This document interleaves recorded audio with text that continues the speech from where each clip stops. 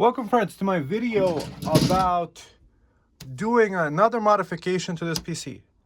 This is the FU03. I have both FU03 and FU02. What I want to do is actually pull it apart and upgrade the thermal paste that it has in here to this state-of-the-art PTM7950 thermal phase change pad. So what's cool about this pad is that it's going to be there for the lifetime of the device.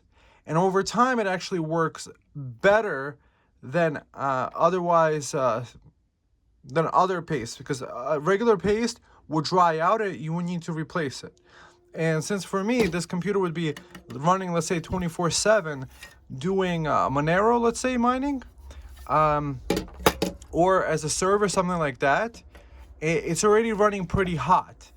Long story short, this fan up here, the way I received this unit, this fan up here doesn't even turn on. That's why in my video review of it, it's actually listed as being fanless, because technically it is fanless. It has a fan, but if it doesn't spin, it's fanless. However, I did add a Noctua fan to the bottom. It did lower the temps. However, I think I might want to oil it up. It was making some noise, so I turned off the fan. So I think there should be, it's still better cooling wise because you get some fresh air coming in. So what's the plan? Getting all these screws off, putting this where on the CPU, GPU, the APU, which is the 84, basically 8-core 16-thread CPU, 8545 or 8745. Anyways, and then if it needs a pad somewhere, I'm going to put this stuff. So hopefully it increases the thermal conductivity to the case. Plus, I kind of want to look at the chip in the inside and see how it looks like being broken down. So let's get started.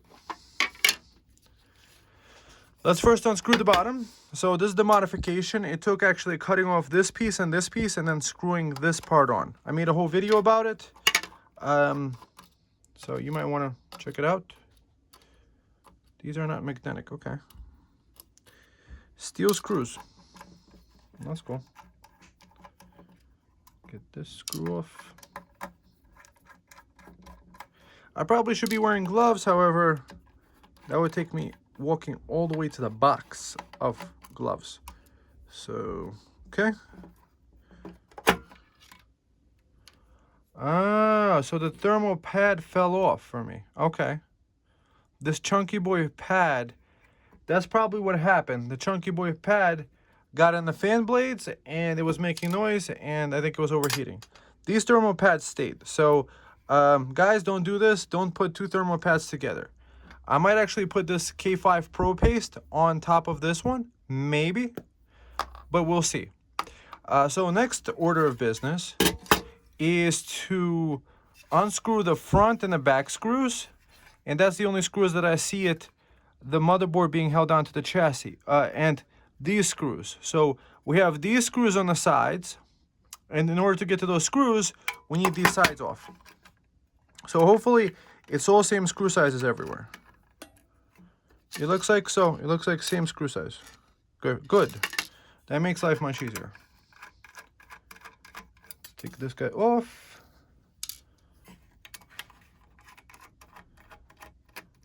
So tell me what you guys think about, tearing this piece down, My video did receive some views. I think over 1,000 views for the unboxing of this PC. And I figure might as well make another video about it because it's interesting to me, at least. What can we do? What kind of performance can we push? So what I realized with this PC is that it has the settings for the CPU and the BIOS set up that it doesn't go past 85 degrees. I'm probably going to take these Wi-Fi antennas off. Basically that's the layout on the inside. This is a by 4 slot, so this can do 7 gigabytes a second. And I've tested it with the test. And this is a 3.0, so probably like 3.5 gigabytes a second. And that's an AE key for the Wi-Fi card. I don't use Wi-Fi because this is 2.5 gigabit Ethernet. That's more than enough for me. So let's get this screw off, and then break the warranty on camera. Oh yeah, let's do it. By the way, those warranty stickers here in the US, they don't mean anything, because you're supposed to be allowed to get into your PC and modify anything you need to. So if somebody tries to hold you accountable to a warranty void sticker, tell them that it's against the law. Okay, so now we have these 4 screws. Let's break this warranty sticker thing, or some Chinese made sticker. So this screw is a little bit different. So this looks like one of those standard motherboard standoff screws.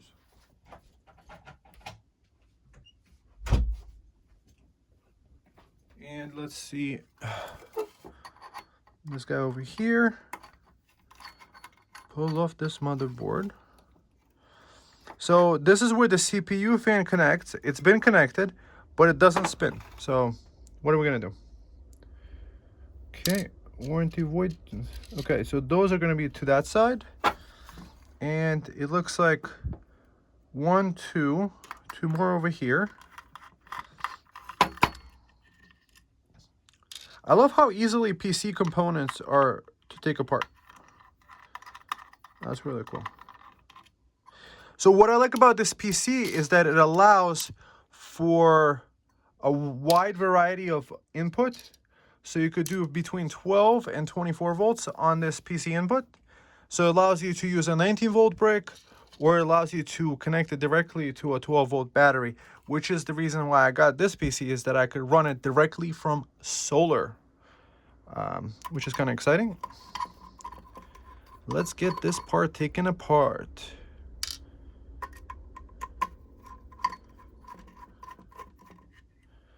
Okay. And now it just pulls off like that. Okay. Oh, isn't that cute?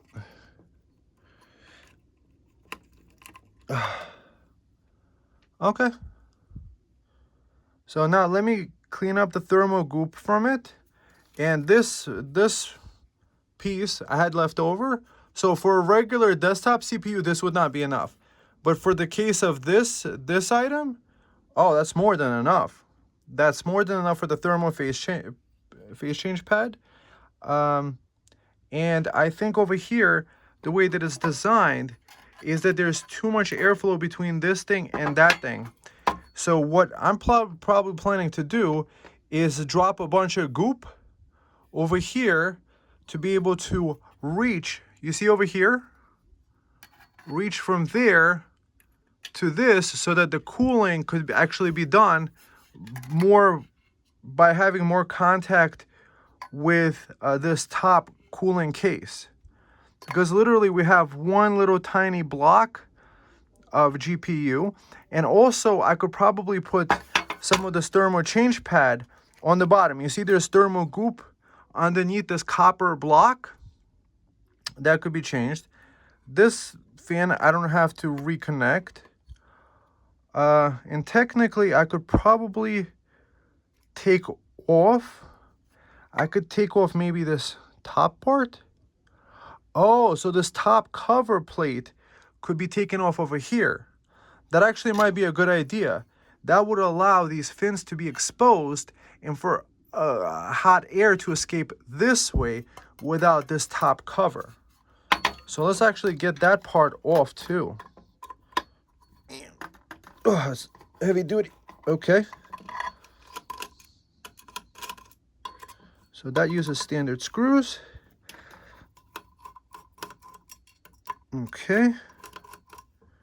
That's cool.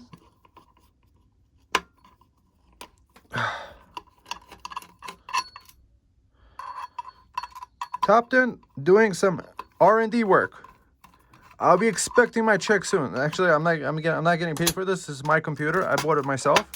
I'm a computer enthusiast like you guys. So these screws are a little bit longer for this top screw thing to come off. So this is a really nice tray over here.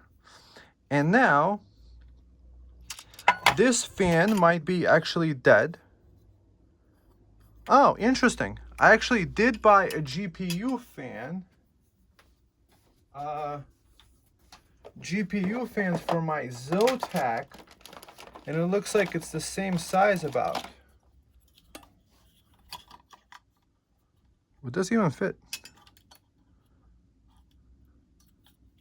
So this is a replacement RTX 3090 Zotac fan.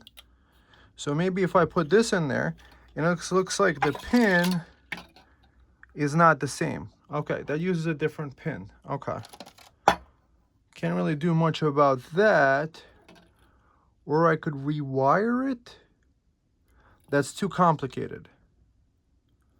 So the plan is actually to take off this GPU fan and not even put this top plate on, because I think that's actually restricting airflow. So this is going to be completely passively cooled. Take this fan out completely and allow these fins to breathe, because right now you have this kind of like blocking effect by the air. So we're going to have more contact, thermal contact between this guy and there. We're going to use the thermal phase change pad, because this stuff would probably dry out very quickly anyway, especially 24/7 operation. And I'm actually happy that you could actually do this modification yourself. Get this fan out of here and make it truly a fanless. Or another option would be, I think this fan is kind of, see, it's not really spinning too well. You might need oil, maybe it needs a replacement fan. Or maybe I'll email the guys on Ali, the Topton guys. I'll be like, hey, can you please send me this replacement fan so I could just put it in? That's probably a good idea, because that would be kind of cool to do that fan. Or another option would be to pop this fan off and maybe add some oil in there. Maybe it's badly oiled. Already it's an upgrade. Getting this fan out that's not spinning anyway might be a good choice. And also I'm kind of thinking, bad design idea. This guy over here, this fin stack is much better. Actually, it's a much taller fin stack than I was actually expecting it to be. And these little metal things, I think if I cover it all with goop, this entire board plate, so that it has more contact with the heatsink on top, not just this thing, it might actually have better effect for cooling. And because it's a thermal change, so thermal phase change for the CPU, and just use the goop on all these other little components that are probably getting heated up. Give it room to just not have just fresh air get choked out. Let it transfer the heat into the heatsink. This is not thermally non-conductive. I made a video where I upgraded my graphics card with this, and my temps went down like 20 Celsius. So we shall see. I'm going to upgrade that, and then we're going to see what it does while mining Monero for a while. That's a cute little board. I'm really liking this. All right, friends, let's get to the next part. So getting this thing cleaned up nice. Look at that. So I need to use a little toothbrush over here to clean that part off. But that's the 8845HS CPU, made in China, AMD Ryzen 7. That's beautiful, in beautiful 4K. If you haven't thumbed up yet, please do so, because that's appreciated. And that's how the heatsink covers this guy up. So the plan with the thermal phase change pad is to actually make one that's to the size of this hole, like with the metal part. Because before there was only thermal goop in the middle, I think this other metal part could have extra contact, because it kind of would fit over it very nicely, at least like this. And it's not going to hurt anything because it's non-conductive. And this part over here is this where the CPU block stayed. So I'm going to put the thermal phase change pad on this side and that side to get the optimal performance of this heating. This piece of aluminum block, it's actually pretty heavy. I would say over a pound. I'm not going to weigh it, but you know, this is definitely a heavy duty boy. What I like about what Topton did with this design is that it's very simple to take apart and service. Good job, Topton. Oh, perhaps maybe idea, guys, Topton, is that if you sold this part by itself, let's say for 50 to 80 bucks, you could get one with double the heat fin, the heat fins, like this much taller, without a fan. So you could just unscrew the motherboard, put this plate on, and just basically put on there and have an upgrade with bigger fin stacks. So this is completely cleaned up. So next plan is to measure this out to the correct size and measure out this guy to the correct size, because one side is going to be touching this part and that part, and afterwards we're going to apply it. I'm going to show you exactly how it's applied. This is between two pieces of plastic tape. You got to peel off so that it sticks onto the surface you're installing it on. So I cut out this piece like this to fit onto here.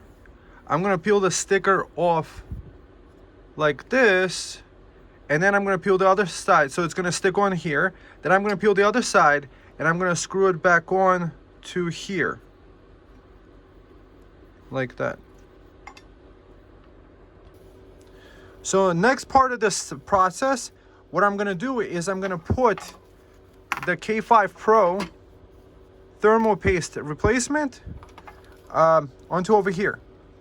I think perhaps maybe one of the design flaws with this system is that you see over here there's a lot of space there.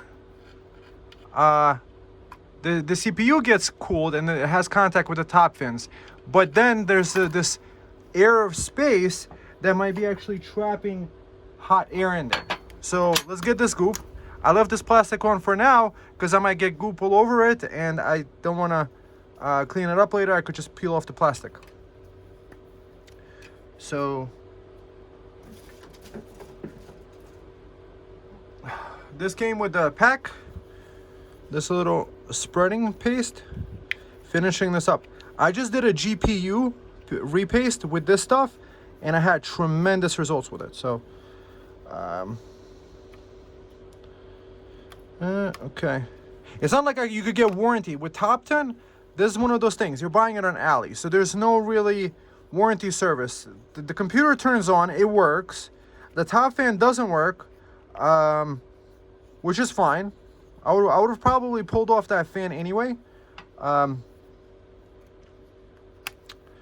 let's just get that goop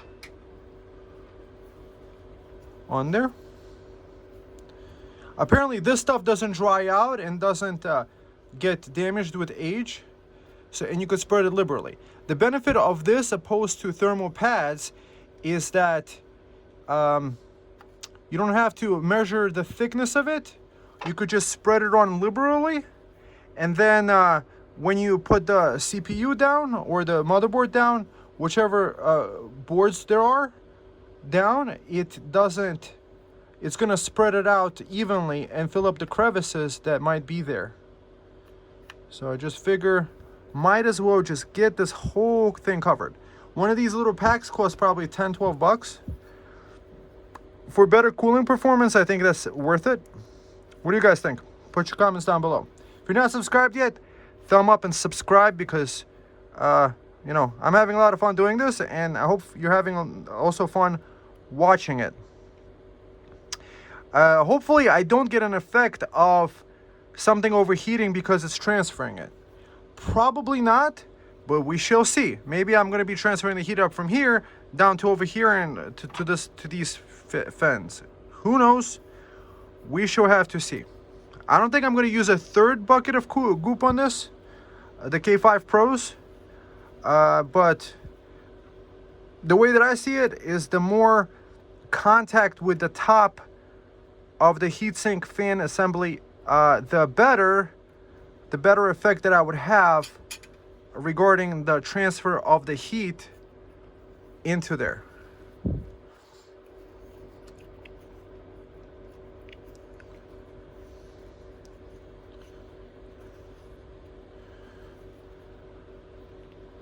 Maybe it's too much, maybe it's too little. I don't know.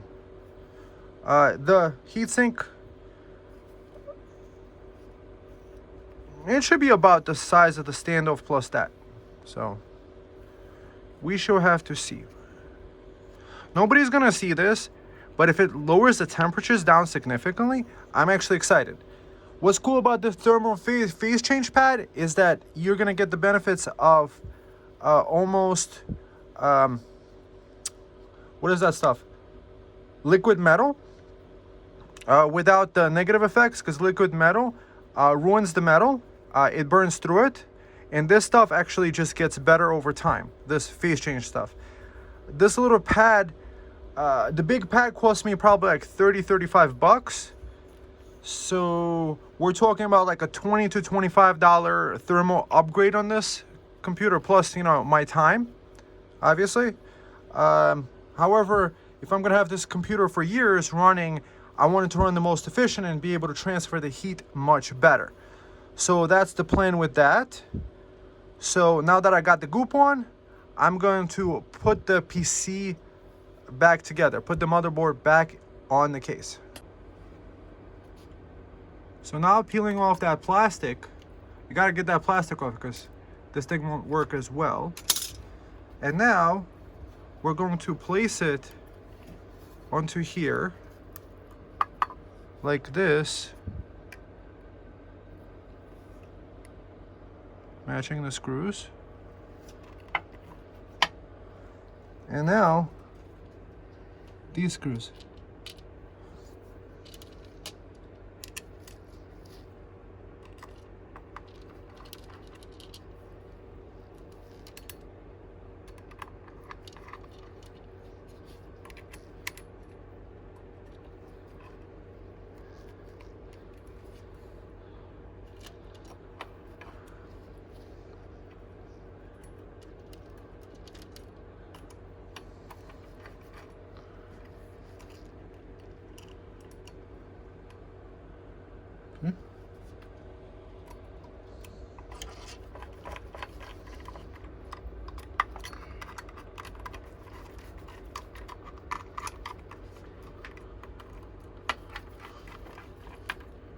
Squeezing it hard.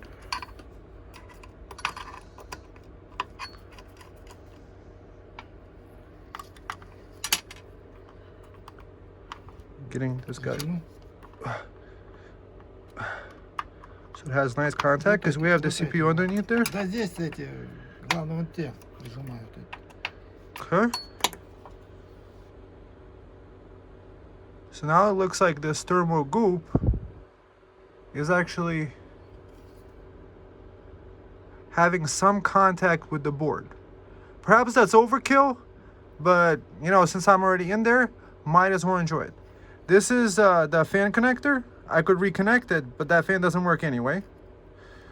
So the plan is to leave this cap off because this was originally like that.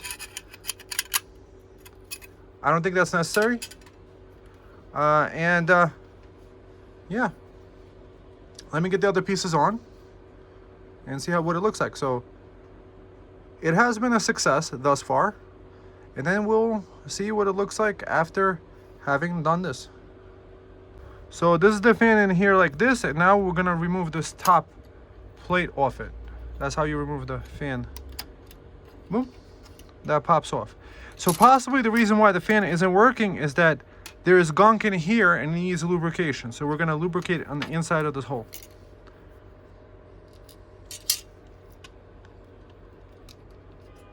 You see this hole, it might be gunked up or whatever.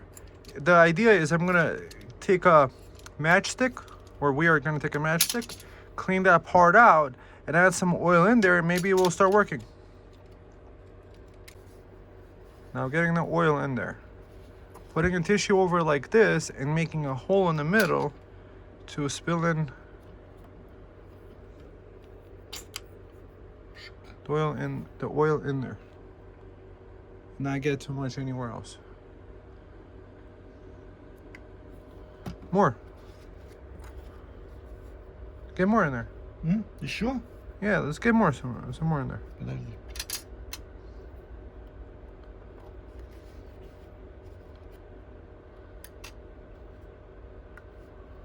Maybe too much. Oh, whatever. Perfect. if it's gonna work, it's gonna work now.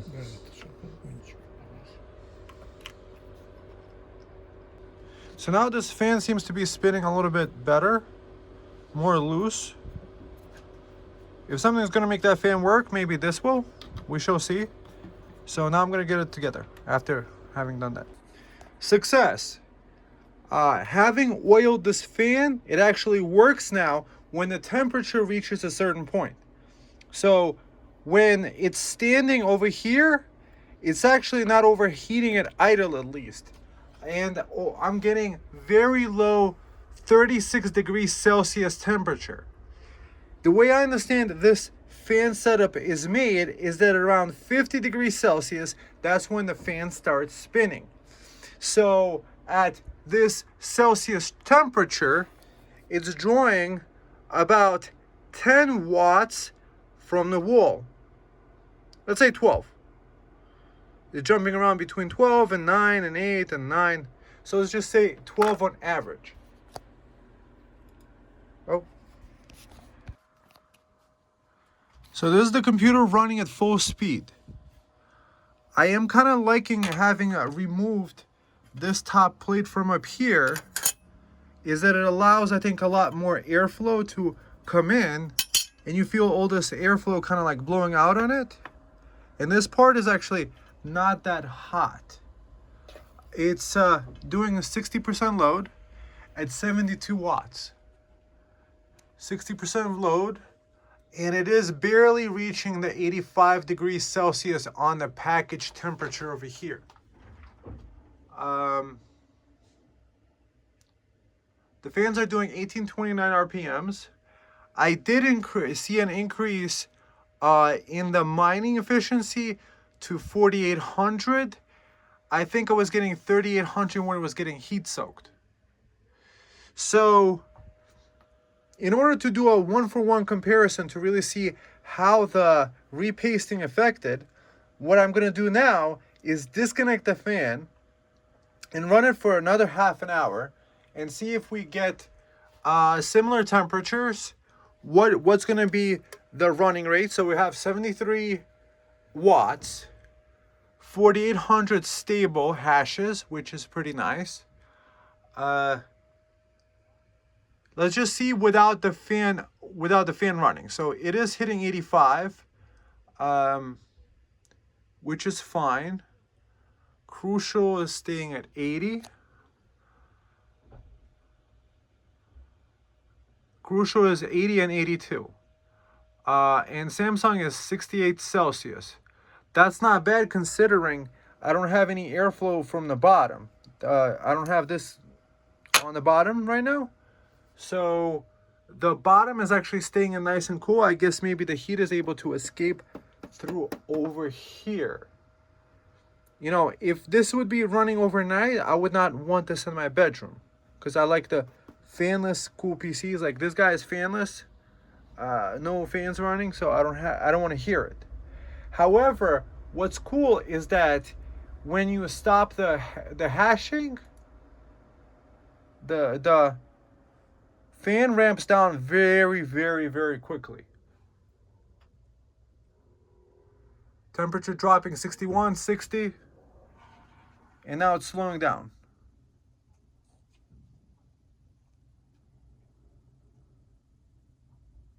See how quickly it's actually cooling down? Now it's barely audible. So now I'm going to disconnect the fan and see what the hash rate is going to be and what degree temperature it stays. So yeah, it was staying at a pretty high speed. And let's see. So taking off the front plate, you're able to actually turn off the fan. You see right now, it's running without the fan, so it's running in fanless mode, you could say.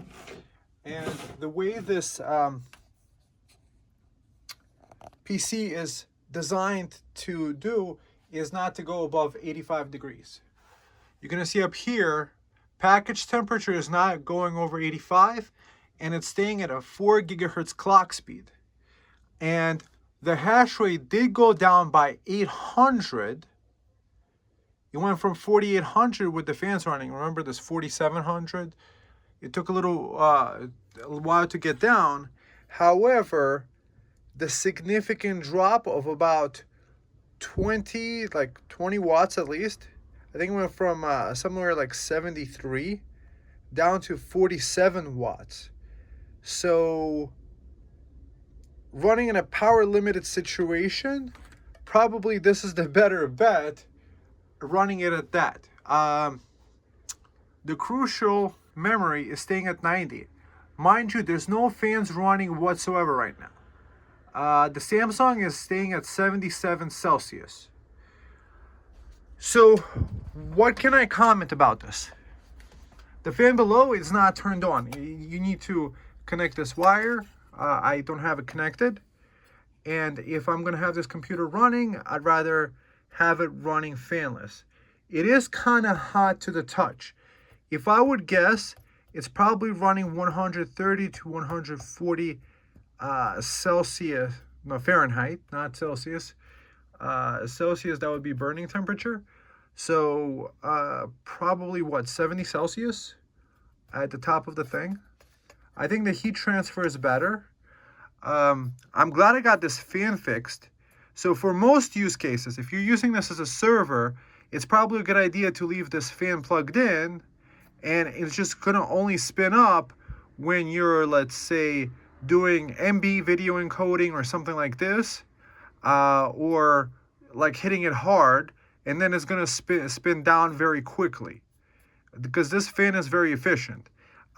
This is probably a better cooling case than any mini PC that I've seen out there, that it does have a fan, because this whole thing being a big ass aluminum block makes it a bigger heatsink than anything else.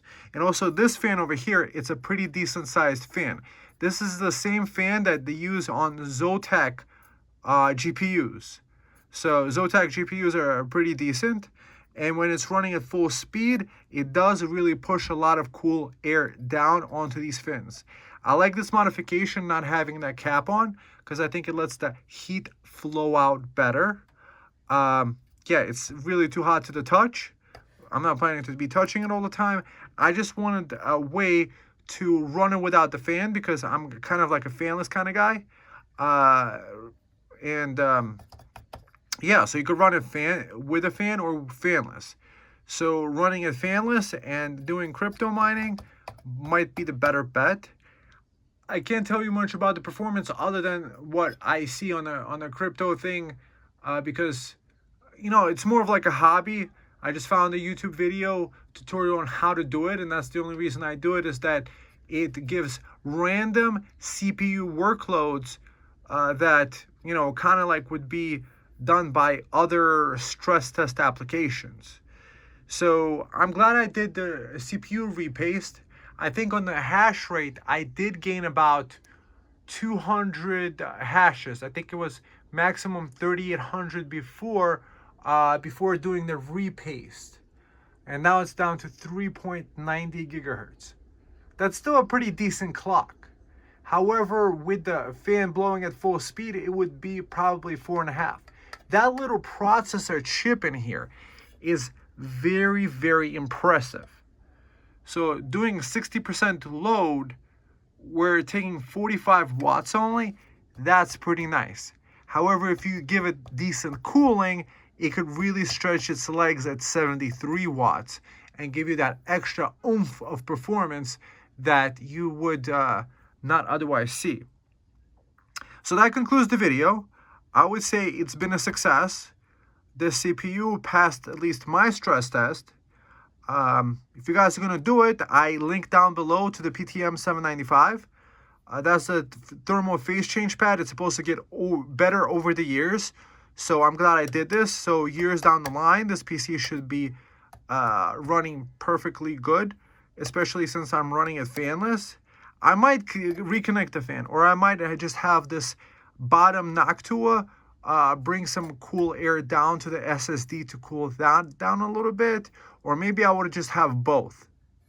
It really depends on where you put it. For me, like if it's in the bedroom, I don't want to hear the fans.